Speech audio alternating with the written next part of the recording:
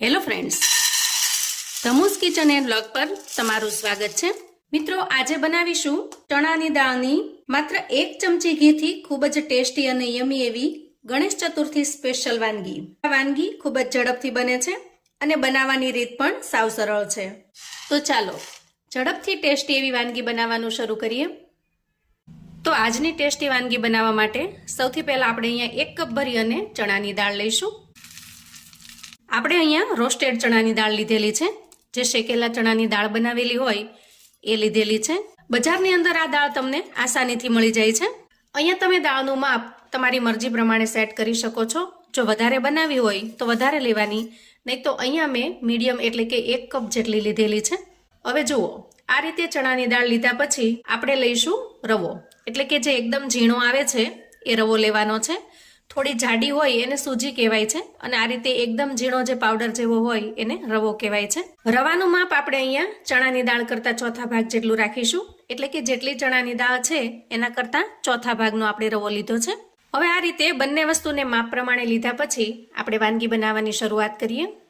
Gas on કરી gas ઉપર એક નોનસ્ટિક પેન મૂકીશું. અહીંયા તમે કોઈ પણ કડાઈ લઈ શકો છો. કોઈ જાડા તળિયાની કડાઈ પસંદ કરો તો તમને વાનગી બનાવવામાં સરળતા રહેશે. કડાઈ થોડી ગરમ થાય એટલે આપણે ચણાની દાળ ઉમેરીશું. અહીંયા ચણાની દાળ રોસ્ટેડ હોય છે, એટલે કે શેકેલી જ હોય છે. ચણાને શેક્યા પછી જ એમાંથી દાળ બનાવેલી હોય છે. પણ અત્યારે તો વરસાદની સિઝન ચાલે છે અને વરસાદની સિઝનમાં મોટા ભાગે ભેજનું પ્રમાણ કોઈ પણ વસ્તુની અંદર આસાનીથી થઈ જાય છે. એટલા માટે થઈ અને હું થોડી શેકી લઉં છું, જેથી કરીને એના અંદર ભેજનું પ્રમાણ હોય તો એ ભેજ નીકળી જાય અને દાળનો એક એક દાણો સરસ ક્રિસ્પી થઈ જાય. અહીંયા ગેસની ફ્લેમને આપણે એકદમ ધીમી રાખવાની છે અને ધીમી ફ્લેમે દાળને આપણે સારી રીતે શેકી લેવાની છે. અંદાજે 2 મિનિટ સુધી શેકતા થોડો એનો કલર ચેન્જ થશે, થોડી સોનેરી કલર જેવી થવા લાગશે. બસ આ સ્ટેજે આપણે દાળનો જે ચોથા ભાગનો રવો લીધેલો છે એને ઉમેરી દઈએ. ગેસની ફ્લેમને એકદમ ધીમી રાખી ખૂબ સરસ રીતે દાળને શેકી લઈએ. તો અહીંયા રવાને મેળવ્યા પછી પણ મેં 1 મિનિટ જેવું ચલાવી લીધું છે. ત્યાર પછી આપણે જેટલો રવો લીધો છે ને એટલા જ પ્રમાણમાં ટોપરાનું ખમણ લેવાનું છે, એટલે કે ડેસિનેટેડ કોકોનટ. આ ટોપરાનું ખમણ પણ આપણને બજારની અંદર એકદમ સરળતાથી મળી જાય છે. અહીંયા ગેસની ફ્લેમને બંધ કરી દેવાની અને થોડી વાર માટે ટોપરાના ખમણને પણ સારી રીતે મિક્સ કરી લેવાનું. જુઓ, હવે અહીંયા બધી જ વસ્તુ સારી રીતે શેકાઈ ગઈ છે. હવે આપણે કોઈ પ્લેટ લઈશું અને આ બધા જ મિશ્રણને આપણે પ્લેટની અંદર કાઢી લઈશું. હવે આગળની પ્રોસેસ કરવા માટે સૌથી પહેલા આપણે આને ઠંડુ થવા દેવાનું છે. થોડીવાર પંખા નીચે મૂકી દેવાથી મિશ્રણ એકદમ સરસ ઠંડુ થઈ ગયું છે. હવે આપણે એક મિક્સર જાર લઈશું અને આ તૈયાર થયેલા મિશ્રણને એમાં ટ્રાન્સફર કરીશું. ઢાંકણ ઢાંકી અને સારી રીતે ગ્રાઇન્ડ કરી લઈએ. જુઓ, આ રીતે આપણે એકદમ સરસ ફાઇન પાવડર જેવું બનાવી લેવાનું. ત્યાર પછી એક બાઉલની ઉપર આ રીતે મોટી ચાળણી ગોઠવી અને આપણે તૈયાર થયેલા લોટને એમાં ટ્રાન્સફર કરી દઈએ અને ચાળી લઈએ. આ રીતે ચાળી લેવાથી દાળના જો કોઈ ટુકડા રહી ગયા હોય ને તો એ નીકળી જશે. તો જુઓ, ચાળી લેવું ખૂબ જરૂરી છે, કેમ કે ગ્રાઇન્ડ કર્યા પછી પણ એના અંદર આ રીતે દાળિયાના ટુકડા અને મોટા દાળિયા પણ રહી ગયેલા છે. હવે જુઓ, આ રીતે ટુકડા થોડા વધારે હોય તો એને આપણે ગ્રાઇન્ડ કરી લેશું અને પાવડર બનાવી અને ફરી આમાં ઉમેરી દેશું. તો જુઓ, આ રીતે એકદમ સરસ મિશ્રણ બનીને તૈયાર થઈ ગયું છે. હવે આપણે આ મિશ્રણમાંથી ગણેશ ચતુર્થી સ્પેશિયલ એવો બાપાનો પ્રસાદ બનાવીશું. તો એના માટે ગેસ ઓન કરી અને ગેસ ઉપર મેં કડાઈ મૂકી દીધી છે. આજની વાનગી છે એ આપણે 1 ચમચી ઘીમાં બનાવીશું. તો અહીંયા હું 1 ચમચી જેટલું ઘી લઈ લઉં છું. અહીંયા આપણે દેશી ઘીનો ઉપયોગ કરેલો છે. ખાસ કરીને ભગવાન માટે કોઈ પ્રસાદ બનાવીએ તો આપણે એના અંદર દેશી ઘીનો ઉપયોગ કરતા હોઈએ. ઘી થોડું ગરમ થાય એટલે આપણે જે મિશ્રણ બનાવેલું છે એને ઉમેરી દઈએ. આ રેસીપીને તમે ગરમ કર્યા વગર પણ, ગેસ ચાલુ કર્યા વગર પણ બનાવી શકો, પણ આ રીતે 1 ચમચી ઘીની અંદર શેકી લેવાથી લાંબા સમય સુધી સારી રહે છે, જ્યાં સુધી એનામાંથી ખૂબ સરસ સુગંધ ન આવે અને આ જે મિશ્રણ છે એનો કલર થોડો ચેન્જ ન થાય ત્યાં સુધી આપણે શેકવાનું છે.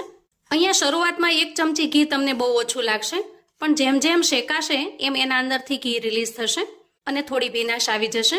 અંદાજે 3 મિનિટ સુધી આ મિશ્રણને મેં શેકી લીધું છે. અહીંયા મિશ્રણનો કલર થોડો સોનેરી કલર જેવો થવા લાગ્યો છે.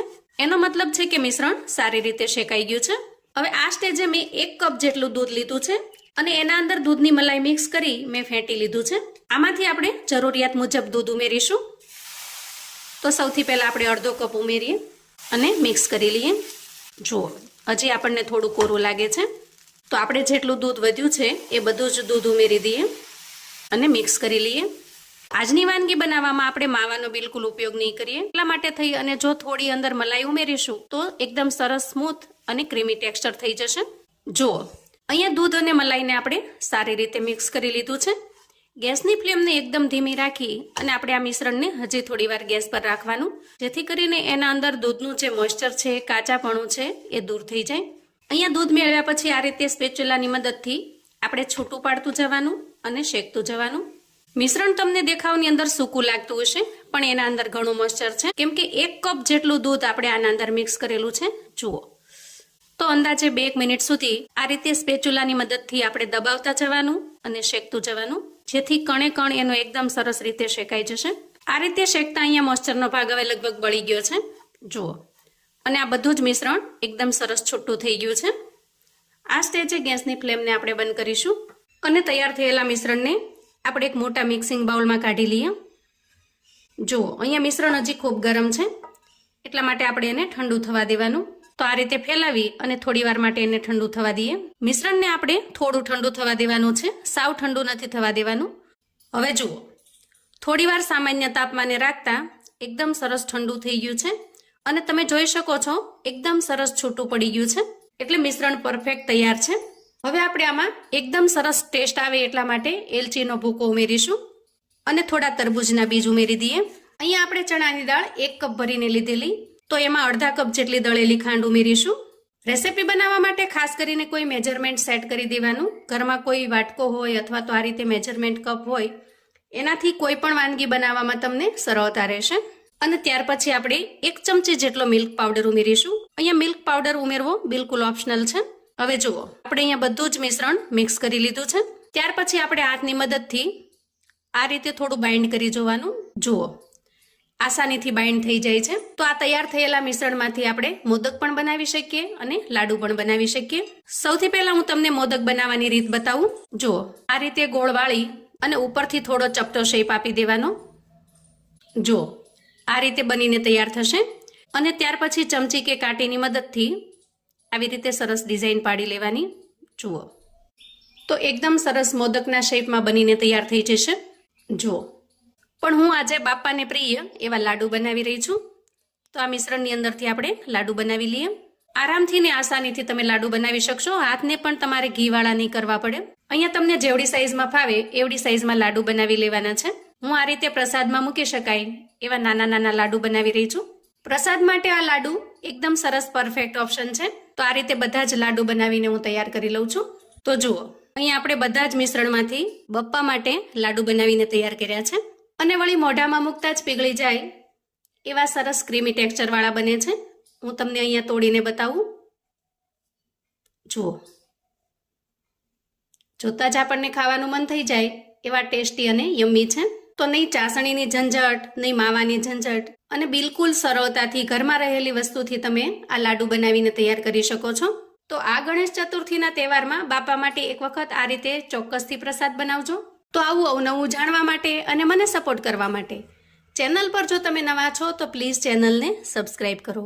વિડીયો ગમે તો લાઈક અને શેર કરો.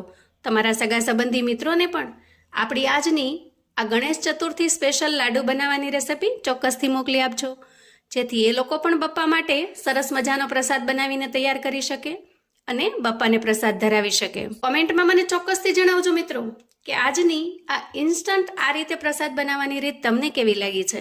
ફરી મળીશું એક નવી રેસિપી સાથે. ત્યાં સુધી આવજો મિત્રો.